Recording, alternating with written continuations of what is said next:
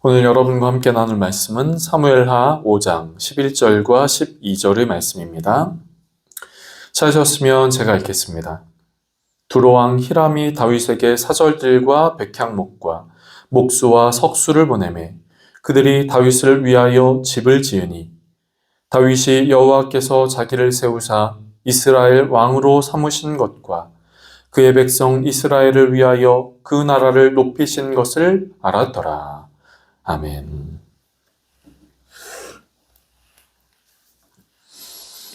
여러분, 신앙, 우리가 쉽게 쓰는 말 중에 신앙이라고 하는 것이 있지요. 신앙생활한다. 우리의 신앙이 이렇다. 이렇게 우리는 그 신앙이라고 하는 단어를 사용합니다.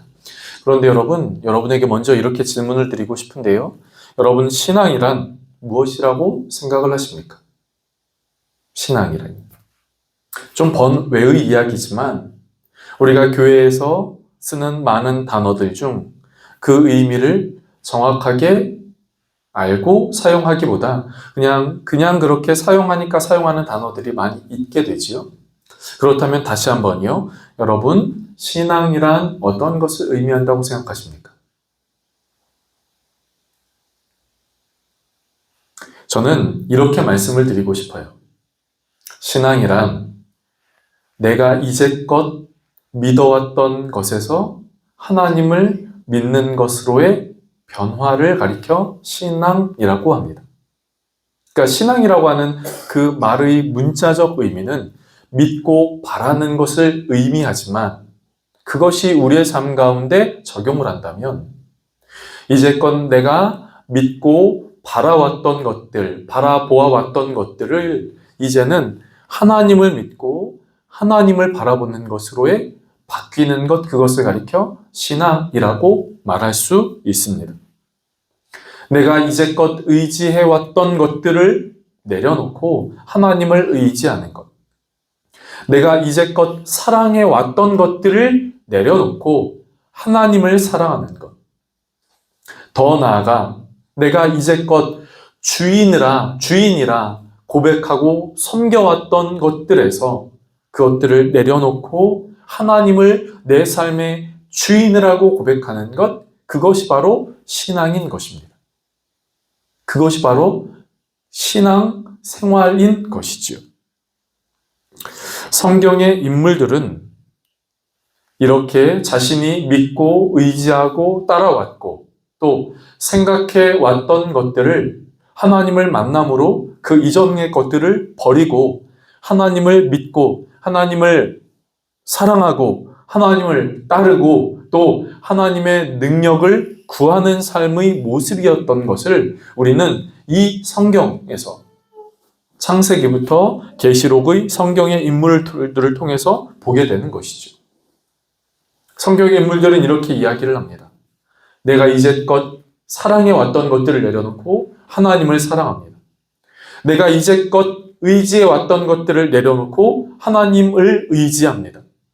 내가 이제껏 이 세상을 살아갈 수 있는 능력이라 믿고 살아왔던 그것들을 내려놓고 이제는 하나님의 능력을 믿고 하나님의 능력을 구합니다. 또 더 나아가 내가 이제껏 내 삶의 주인으로 모시며 살아왔던 것들을 내려놓고 하나님을 주인으로 모시며 고백하며 살겠습니다. 그렇게 삽니다. 그것이 바로 신앙이요. 그것이 성경의 인물들의 신앙 고백인 것이지요. 저는 오늘 여러분과 한 명의 인물의 신앙 고백을 통하여 은혜를 나누게 되기를 원합니다. 그 신앙 고백은 우리에게 무슨 메시지를 전달하고 있을까요? 그리고 오늘 그 신앙 고백을 통하여 우리는 어떤 삶, 어떤 믿음의 길을 걸어야 할까요?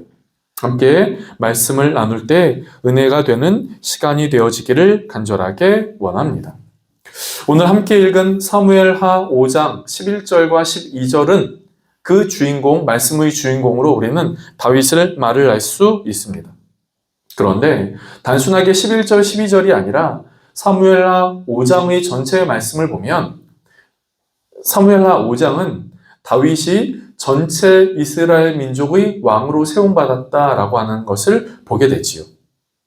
여러분 성경책을 잠깐 보실까요? 성경책의 5장 여러분 사무엘하 5장의 위에 헤드라인을 보시면 아마 이렇게 표현이 되어 있을 겁니다. 다윗이 온 이스라엘의 왕이 되다.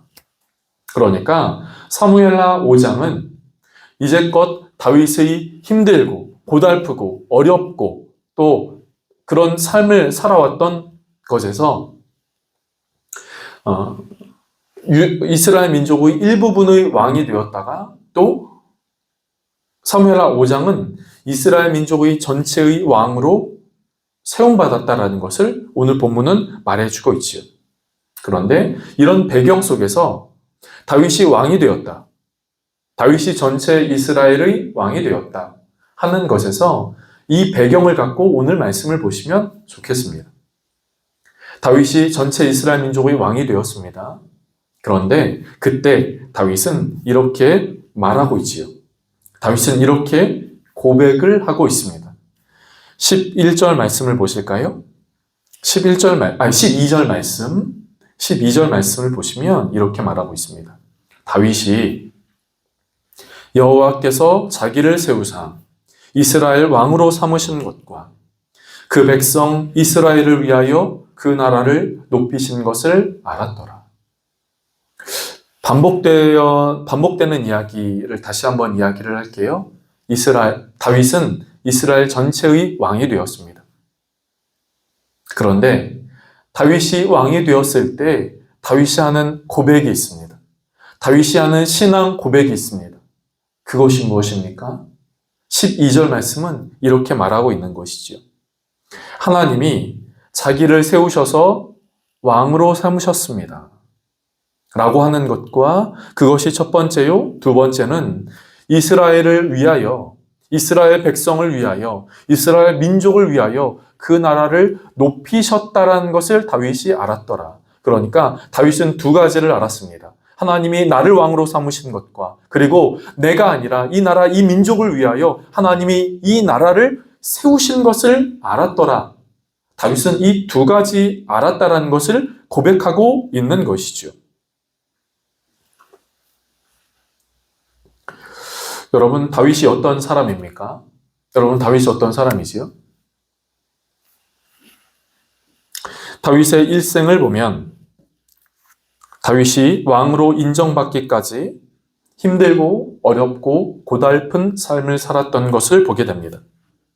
다윗의 어린 시절의 모습으로 좀 보실까요? 다윗의 어린 시절의 모습을 좀 보실까요?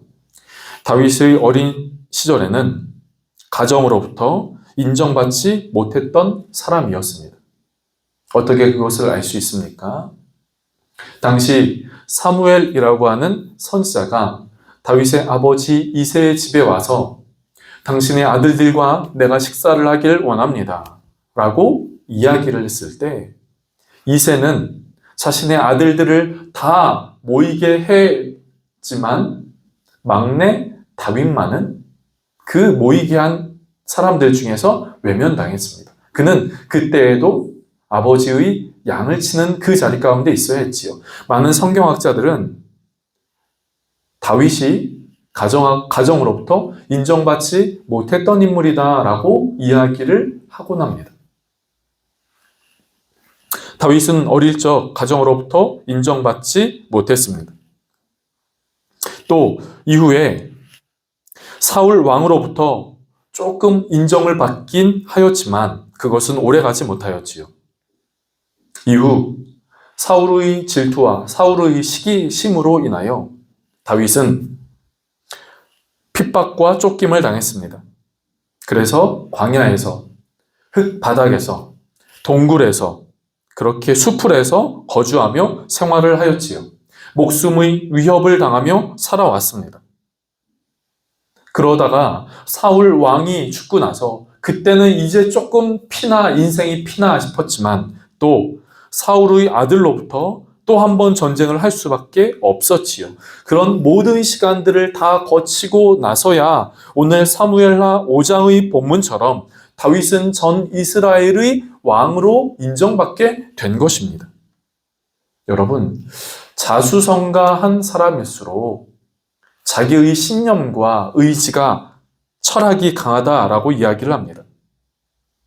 많은 고생과 수고를 한 사람일수록 자기 스스로를 믿는 그 신념이 강하다라고 이야기를 하지요. 내 힘을 믿고 이제까지 왔으니, 내가 가진 것으로 지금 이 자리까지 성공해 왔으니, 내가 잘해왔고, 또 내가 이제껏 수고해왔고, 내가 생각하고 내가 주장한 것이 이제껏 옳아왔고, 내가 갖고 있는 것이 맞기 때문에 내가 내 자신을 믿는 것이 강하다라는 것이죠. 그런데 여러분, 그렇게 생각을 하면 다윗 역시 그렇지 않았을까요? 지난날 많은 고생을 뒤로하고 이제 전체 이스라엘 민족의 왕이 되었으니 다윗 역시 내가 참 잘했어. 내가 참 잘 견뎌왔어. 내가 참 그 모든 과정을 잘 인내하면서 거쳐왔어. 라고 하는 생각이 들지 않았겠습니까? 그런데 다윗은 바로 그때, 바로 이 순간 다윗은 지금 왕으로 세움받은 것이, 자신이 지금 왕으로 세움받은 것이 내가 이제껏 잘해왔어, 잘 견뎌왔어, 잘 참아왔어, 내 능력이 좋았어, 내가 가진 그 어떤 것이 참 대단했어 라고 말하고 있는 것이 아니라 다윗은 바로 이때 하나님이 나를 세우셨어 라고 하는 고백을 하고 있는 것이죠. 하나님이 나를 세우셨어. 하나님이 나를 통하여 이스라엘 민족을 세우셨어. 하나님이 이스라엘 민족을 세우셨어. 다윗은 이렇게 고백을 하고 있다라고 하는 것이죠. 그렇다면 여러분, 저는 여러분에게 두 번째 이렇게 질문을 하고 싶습니다. 여러분은 하나님을 향하여 신앙 고백을 하고 계십니까? 하나님을 향하여 그 신앙, 그 믿음의 고백을 하고 계십니까? 바라고 원하는 것은 우리의 신앙에서도 이런 고백이 있게 되어지기를 원합니다. 오늘 하루 잘 보냈다면, 그래, 잘 보내왔어. 잘했어. 그러나 그 모든 시간들의 배후에 하나님이 오늘 하루 나를 잘 보내게 하셨어. 일주일간 그 일주일의 시간 속에 일주일의 시간 속 뒤에 계시는 그 하나님이 그 모든 것들을 잘 감당하게 하셨어. 어떤 사건과 일이 있다면 그것들 가운데 그 모든 것들을 지켜보고 계시고 우리의 육신의 눈으로 보이지는 않지만 또 보이지 않는 그 손으로 우리의 삶을 도와주시고 때로는 인도해 주시고 그 모든 것들을 눈동자처럼 지켜주시고 보호해 주시는 그 하나님의 손길이 있었어 라고 하는 그 고백이 저와 여러분 가운데 있게 되어지기를 간절하게 원합니다. 여러분, 다윗은 이런 고백을 하기 힘든 다윗은 이런 고백을 하기 쉽지 않은 상황 가운데 있었습니다. 그러나 다윗은 그렇게 고백을 하고 있다라는 것이죠. 다윗이 왜 이런 고백을 하기 힘들었습니까? 조금 전 말씀드린 것처럼 자수성가한 사람일수록 자기를 믿는 힘이 무엇보다 강하다라고 하는 것이기 때문이지요. 그리고 오늘 11절 말씀은 또 이렇게 말하고 있습니다. 11절 말씀은 이렇게 말하고 있지요. 두로왕 히람이 다윗에게 사절들과 백향목과 목수와 척수를 보내매 그들이 다윗을 위하여 집을 지으니. 여기서 두로라고 하는 것은 이스라엘 민족 안에 있는 두로가 아니라 이스라엘 민족 밖의 다른 나라, 다른 민족의 그 나라요, 그 왕입니다. 그 나라의 사람이 다윗을 인정하면서 사절들을 보냈고 특별히 다윗의 집을 세우기 위하여 그렇게 사절들을 보내서 도와준다라고 하는 것이죠. 주변 사람들이 저 사람 참 대단해. 저 사람을 위해서 뭘 좀 해야겠어. 도와줘야겠어. 저 사람을 위해 선물도 좀 줘야 되겠어. 저 사람 참 대단해. 엄청난 사람이야. 능력 있는 사람이야. 라고 이야기를 할 때 사람은 자기도 모르게 교만해질 위험 속에 있지요. 다윗 역시 그러한 위험 속에 있었습니다. 그런데 그는 그 상황 속에서 하나님을 향한 고백을 하고 있다라고 하는 것입니다. 저는 다시 한번 이렇게 말씀을 드리고 싶습니다. 하나님을 향한 신앙의 고백이 오늘 저와 여러분 가운데 있게 되어지기를 간절하게 바랍니다. 여러분, 그런데 그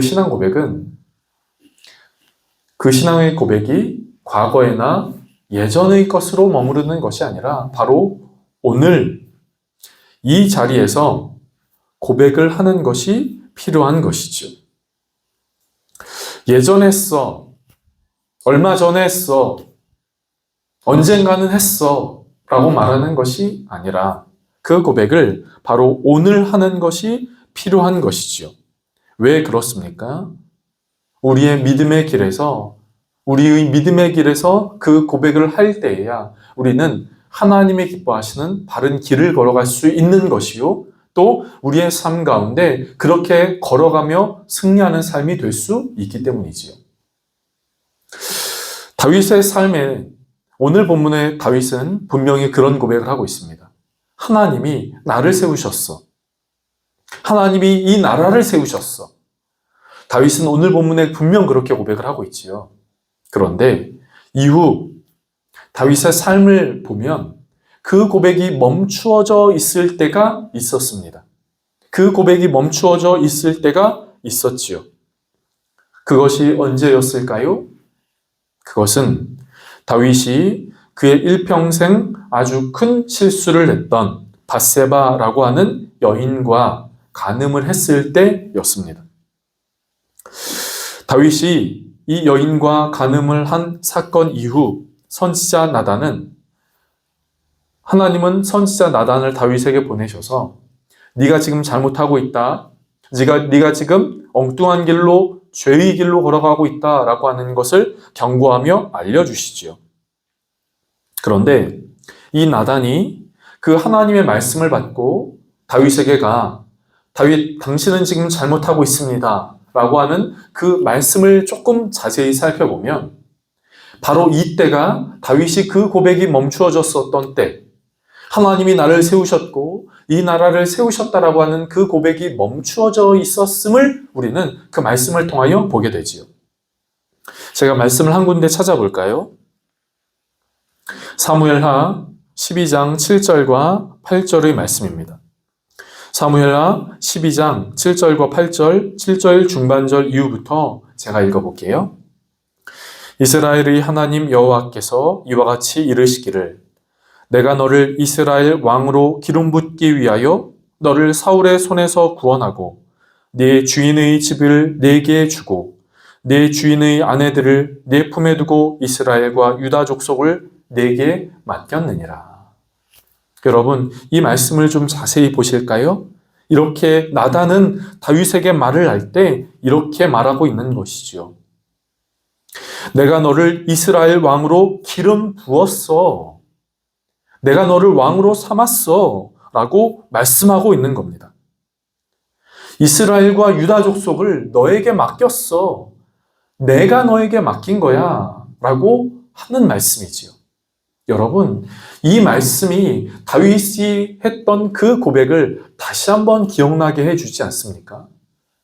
하나님이 나를 왕으로 세웠어. 하나님이 이 나라를 세우셨어. 라고 하는 그 고백을 다윗이 잊고 있자 다윗은 그 범죄를 저질렀고, 그래서 하나님은 나단을 통하여 바로 그 고백을 기억하게 하시고 상기하게 하셨다라고 하는 것입니다. 사랑하는 성도 여러분, 이 고백은 하나님을 향한 고백은 우리로 하여금 하나님과 온전하고 바른 관계를 맺게 하도록 하고, 또 이 고백은 우리의 믿음의 길 가운데 좌로나 우로나 치우치도록 하는 것이 아니라 하나님을 향하여 승리의 발걸음을 걷게 하는 것이요, 혹시나 때로는 인간이기에 좌로 우로 비틀거리고 있을 때, 믿음의 길에서 때로는 흔들리고 있을 때 우리로 하여금 다시금 그 믿음의 길을 걸어갈 수 있게 만드는 힘이 된다라고 하는 것입니다. 여러분, 우리가 예배의 순서 가운데 하는 것이 있지요. 그것이 사도신경이라고 하는 신앙 고백입니다. 사도신경이라고 하는 신앙 고백이지요.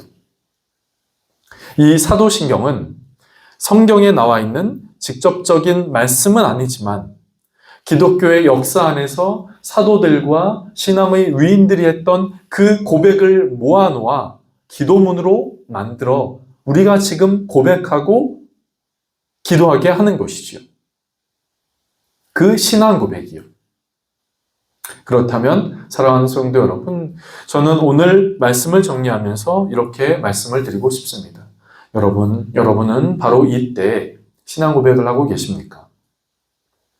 여러분의 신앙 고백은 있으십니까? 그리고 여러분의 신앙 고백은 예전이 아니라 과거가 아니라 바로 이때 하고 계십니까? 이때 하지 않으면 다윗은 지금 이때 하지 않으니까 죄의 길을 걸어간 거예요. 다윗이 그 신앙 고백을 그래서 회복하게 한 것이죠. 과거로 머물러서 오늘은 그냥 잊은 채 과거로만 머물러 있는 것이 아니라 바로 이때, 바로 오늘, 바로 이 순간, 바로 오늘의 삶 가운데 우리는 하나님을 향하여 신앙 고백을 해야 한다 하는 것이죠. 바라고 원하는 것은 하나님을 향한 우리의 신앙의 고백이 있게 되어지기를 원합니다. 진실한 신앙 고백이 있게 되어지기를 원합니다. 멋진 문장으로 표현하지 않아도 괜찮고 그것이 어떤 형식을 갖추지 않아도 괜찮습니다. 그러나 신앙 고백은, 하나님을 향한 신앙 고백은 있어야 하겠습니다. 그리고 그 신앙 고백은 예전에 했어 혹은 앞으로 할게가 아니라 바로 오늘, 바로 이때, 바로 지금 해야 하는 것이지요. 바라고 원하는 것은 하나님을 향한 그 신앙의 고백이 오늘 하게 되는 귀한 은혜가 저와 여러분 가운데 있게 되어지기를 간절하게 바랍니다. 기도하겠습니다. 좋으신 하나님, 오늘 우리는 다윗의 고백을 함께 살펴보았습니다. 다윗이 왕이 되자 많은 사람들은 다윗의 실력과 다윗의 능력이 출중하여서 그렇게 이스라엘 민족의 왕이 되었다라고 말할지 모르지만 다윗은 내가 지금 왕이 된 것이 하나님이 나를 세우셨고 하나님이 이 나라를 세우셨다라고 하는 그 고백을 하는 것을 보게 됩니다. 주님, 이 고백을 우리도 하게 하여 주옵소서. 나의 신앙 고백이 있게 하여 주옵소서. 그러나 주님, 그 신앙 고백이 어느 한때에 멈추어 있는 것이 아니라 과거로 멈추어 있는 것이 아니라 바로 오늘 우리의 마음에 진실하게 고백할 수 있는 신앙 고백이 있게 하여 주옵소서. 그래서 이 믿음의 길을 온전하게 걸어가게 하시고 이 믿음의 길을 잘 걸어가게 하시고 이 믿음의 길 가운데 좌우로 휘청거릴 때 다시금 힘을 내어 나아가게 하여 주시며 또 이 고백이 우리의 삶을 보호하여서 이 땅 가운데 승리하는 귀한 믿음도 있게 하여 주시옵소서. 간절하게 원하고 축복하며 예수님의 이름으로 기도드립니다. 아멘.